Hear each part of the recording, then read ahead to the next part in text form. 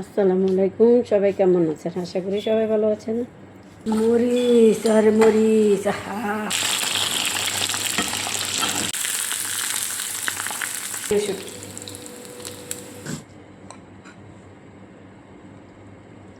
এটা হচ্ছে রসুন, পেঁয়াজ দিছি কম, রসুনটা বেশি।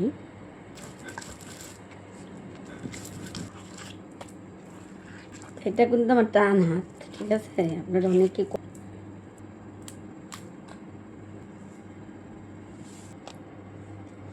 এটা হচ্ছে মাছের শেষ। আগের বার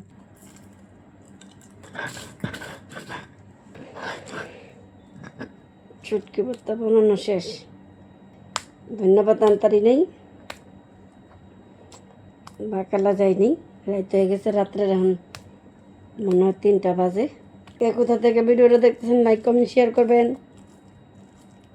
আল্লাহ হাফেজ। ভর্তা